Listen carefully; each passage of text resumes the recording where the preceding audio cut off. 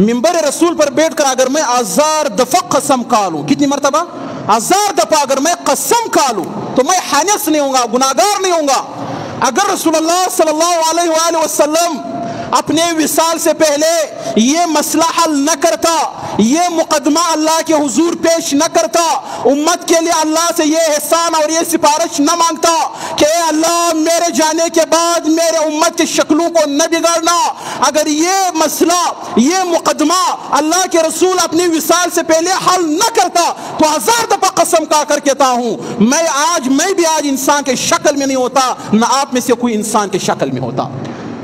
کوئی خنزیر ہوتا، کوئی بندر ہوتا، کوئی کتا ہوتا، یہ ہماری شکلیں ہوتی۔ رب کعبہ کی قسم، یہ تو اس محبوب خدا کا احسان مانو، شکریہ ادا کرو کہ آپ نے اللہ کے سامنے یہ مقدمہ پیش کیا، اے اللہ میرے ساتھ یہ وعدہ کرو کہ میرے جانے کے بعد میری امت کی شکلوں کو نہیں بگاڑا جائے گا، جس طرح پچھلے امتوں کی شکلیں ان کی گناہوں کی وجہ سے بگاڑ دی گئی تھی، اے اللہ میرے امت کی شکلوں کو نہیں بگاڑنا۔ اگر اللہ کے رسول یہ وعدہ نہ کرتے اللہ کے ساتھ تو آج امت مسلمہ میں عرب سے لے کر عجم تک، شمال سے لے کر مغرب تک کوئی بھی مسلمان آپ کو انسان کی شکل میں نہیں ملتا۔ ہم نے تو اس دین کے ساتھ اتنی بڑی بے وفائی کی ہے، خدا کی قسم ہم سے زیادہ اس دین کے ساتھ کافروں کی دلوں میں محبت ہے، رسول اللہ کے احسانات کا احساس ہے، مگر ہم وہ بھی اس قوم ہے کہ ہمارے پاس اس دین کا کوئی بھی احساس نہیں ہے۔ رسول اللہ صلی اللہ علیہ وآلہ وسلم کی محبت کو صحابہ نے دیکھا، صحابہ نے اپنے جانوں کو رسول اللہ کے اوپر فدا کرنا شروع کر دیا، آپ سے محبت کی انتہا کر دی۔ رسول اللہ صلی اللہ علیہ وآلہ وسلم کا جب وصال ہوا نا، اس دنیا سے آپ چلا گیا، تو حضرت بلال حبشی رضی اللہ تعالیٰ عنہ جوانوں کی طرح مدینے کے گلیوں میں گھومتے پھرتے تھے، لوگوں سے پوچھتے تھے اے لوگو کیا آپ میں سے کسی نے محمد رسول اللہ کو دیکھا ہے؟ اگر دیکھا ہے تو مجھے بتاؤ، مجھے اس کی زیارت کی بڑی تڑپ ہے۔ لوگوں نے کہا بلال دیوانہ ہو گیا ہے، بلال رسول اللہ کی محبت میں وہ دیوانہ ہو چکا ہے۔ جب آپ نے بہت پوچھا، گلیوں میں گھما پھرا، رسول اللہ تو اس دنیا سے چلے گئے تھے، تو آپ نے شام کے شہر حلب کی طرف ہجرت کیا کہ اب میں اس شہر میں نہیں رہ سکتا ہوں جس میں رسول اللہ کا وجود نہیں ہے۔ آپ شام کے شہر حلب میں گئے نا، 6 مہینے آپ نے وہیں پر گزار دی۔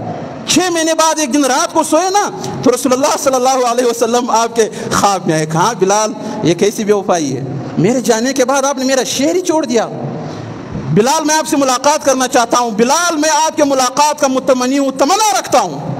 جب صبح آپ اٹھے، خواب یاد آیا، اونٹنی پر بیٹھے مدینہ کی طرف دوڑ لگائی، لبیک یا رسول اللہ، لبیک یا حبیب اللہ، دوڑتے ہوئے اونٹنی کو بگاتے ہوئے آپ مدینہ تشریف لے کر آئے۔ مدینہ میں اونٹنی سے اترے، آپ دیوانوں کی طرح ڈھونڈ رہے رسول اللہ کو، مسجد نبوی میں ڈھونڈ رہے، اجروں میں ڈھونڈ رہے۔ جب آپ کو نہیں ملا، آپ رسول اللہ صلی اللہ علیہ وآلہ وسلم کے مزار پر تشریف لے گئے اور وہیں پر سر رکھ کر رونے لگے، محبوب آپ نے تو بلایا کہ میں نے آپ سے ملاقات کرنی ہے، آپ تو ہیں ہی نہیں محبوب، میرا زندگی اس دنیا میں تلخ ہو چکا ہے۔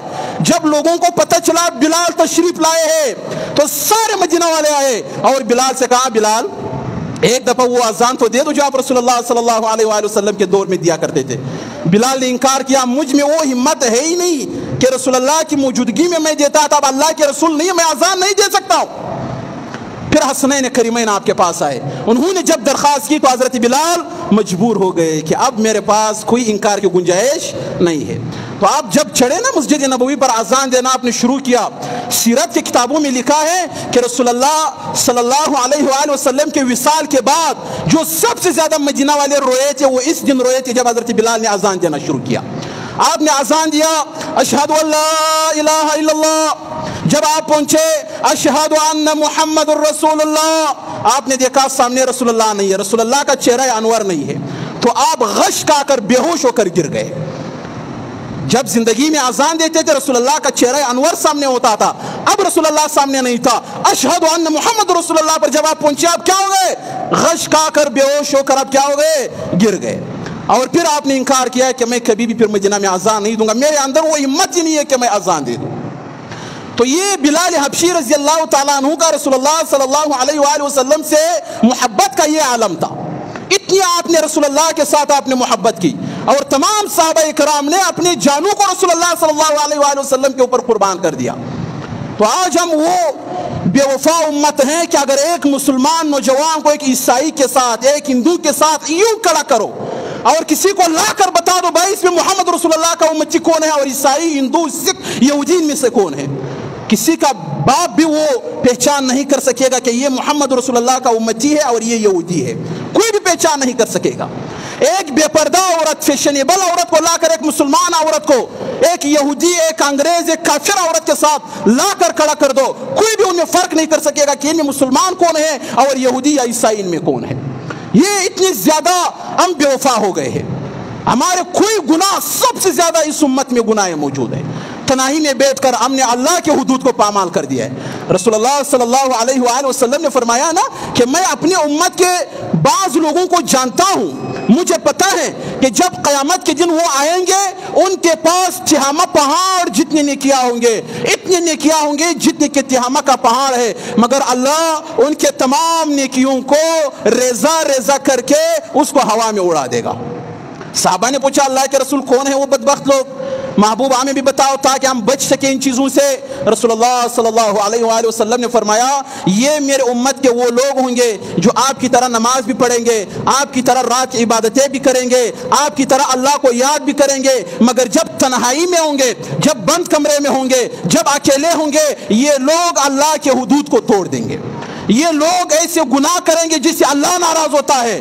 कमरा बंद है, मोबाइल हाथ में है, नेट का पैकेज है, कोई भी नहीं देख रहा है, बाहर बड़ा मुत्तकी है, परहेजगार है, मौलवी है, मुफ्ती है, तबलीगी है, मगर जब तन्हाई में बैठता है, जब कोई देखने वाला नहीं होता है, अल्लाह के सिवा कोई देखने वाला नहीं होता है, वो अल्लाह ताला के तमाम हुदूद को तोड़ देता है, बेहयाई देखता है, बेहयाई से मजे लेता है, आंखों का जिना करता है। रसूलुल्लाह सल्लल्लाहु अलैहि वसल्लम ने फरमाया कि तमाम तर नेकियों के बावजूद ऐसे लोग जो तन्हाइयों में गुनाह करते हैं, अल्लाह उनके तमाम नेकियों को, तमाम नमाजों को, तमाम इबादत को अल्लाह रेजा रेजा करके रुई की तरह आसमान में उड़ा देगा, हवा में उड़ा देगा, खाक कर देगा। उनके वो तमाम नेकियां इनके किसी भी काम नहीं आएगी।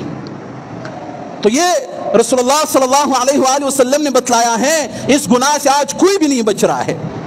तो मेरे भाइयों, रसूलुल्लाह सल्लल्लाहु अलैहि वसल्लम की इस उम्मत के साथ वफा करो। रसूलुल्लाह ने वफा की है, आखिर दम तक इस उम्मत के लिए दुआएं मांगी है, हमारे ऊपर बहुत बड़ा एहसान किया है। ए अल्लाह, मेरे जाने के बाद मेरे उम्मत के शक्लों को न बिगाड़ना। आपके ख्याल में इतने गुनाहों के बावजूद सूद के अड्डे बैंकों की सूरत में सरेआम चल रहे हैं। आपके आप चौकी के छोटे से शहर में 15 से ज्यादा शराबखाने चल रहे हैं, यहाँ पर जिना के अड्डे चल रहे हैं, यहाँ पर गुनाह का हर काम होता है। आप मुझे बताओ, जब उम्मत के इस छोटे से आप चौकी में इतने ज्यादा गुनाह हो रहे, किसी मुसलमान में ये उम्मत नहीं है, ये हिम्मत नहीं है कि जाकर एक भी शराबखाने को बंद करे। तुम्हारा ईमान 4 पहाड़ों के बराबर हो, किसी के अंदर ये जुर्रत नहीं है कि जाकर एक भी शराबखाने को बंद करे। तुम्हारे आप चौकी में कितने शराबखाने हैं? 15 से ज्यादा शराबखाने हैं। हमारे लेने वाले सब हमारे मुसलमान हैं, मगर हम इतने बेगैरत, इतने बेहिस बन चुके हैं कि किसी भी शराबखाने को टेढ़ी आंख से भी नहीं देख सकते हैं। जब गैरत मर गई है तो फिर हमको गाजर मूलियों की तरह काटा जाएगा। जब गैरत मर गई है, हया मर गई है, मर्दानगी मर गई है, रसूलुल्लाह सल्लल्लाहु अलैहि वसल्लम के उम्मत के साथ मोहब्बत आप लोगों की मर गई है, तो फिर हमको तबाही से, बर्बादी से कोई भी नहीं बचा सकता है। करप्शन हमारे ऊपर गालिब है, सूद हमारे ऊपर गालिब है, करप्ट हुक्मरान हमारे ऊपर गालिब है। कोई भी माई का लाल हक बात कर ही नहीं सकता है, जुर्रत ही नहीं है कि कोई भी हक का बात करे। तो कैसा होगा फिर ये उम्मत कैसे तरक्की करेगा? इस उम्मत के ऊपर फिर अल्लाह ताला कैसे एहसान करेगा? नमाज कोई भी नहीं पढ़ता है। जब अल्लाह हमें नहीं पकड़ता है, जब अल्लाह हमारे ऊपर अज़ाब नाज़िल नहीं करता, इतने गुनाहों के बावजूद फिर हम किस मुंह से काफिरों के लिए बदुआएं कर रहे हैं? ए अल्लाह इसराइल को तबाह बर्बाद कर दे, ए अल्लाह अमेरिका को तबाह बर्बाद करे। क्यों भाई? अल्लाह के नाफरमान है। वो तो काफिर है ना, अल्लाह को मान ही नहीं रहे, इसलिए नाफरमान है। आप तो मुसलमान हो, रसूलुल्लाह की उम्मती हो, आपने तो कलिमा पढ़ा है, आपके अंदर कितनी फरमाबरदारी है। अगर अल्लाह हमारे हुक्मरानों को तबाह नहीं कर रहा है, बर्बाद नहीं कर रहा है, तो अल्लाह अमेरिका को भी कभी भी बर्बाद नहीं करेगा, अल्लाह इसराइल को भी कभी भी बर्बाद नहीं करेगा। बर्बादी के, तबाही के और अजाब के जो सबसे पहले मुस्तहिक है वो हम मुसलमान है, वो हमारे हुक्मरान है। सबसे पहले हम अजाब के मुस्तहिक है। अगर अल्लाह ने हमें बख्शा हुआ है, हमारे ऊपर अजाब नाजिल नहीं कर रहा है, तो अल्लाह अमेरिका और इसराइल के ऊपर भी कभी भी अजाब नाजिल नहीं करेगा। हमारे गुनाह इसराइल से ज्यादा है, अमेरिका से ज्यादा है। हम मुसलमान होकर अल्लाह के दीन के इतने बागी है, हमने अल्लाह के दीन को इस हद तक छोड़ा हुआ है कि हमें परवाह ही नहीं है कि हमने एक दिन मरना है, अल्लाह के सामने हम पेश होना है। جب ہم خود اتنے نافرمان ہیں تو ان کافروں کے حق میں ہماری بددعائیں اللہ کبھی بھی قبول نہیں کرے گا۔ اللہ تعالیٰ ہم سب کو رسول اللہ کے نقش قدم پر چلنے کی توفیق عطا فرمائے۔ اللہ تعالیٰ ہمارے نسلوں کو رسول اللہ کے نقش قدم پر چلنے کی توفیق عطا فرمائے۔ اللہ تعالیٰ مجھے اور آپ کو اور تمام سننے والوں کی ان باتوں پر عمل کرنے کی توفیق عطا فرمائے۔ وما علینا الا البلاغ۔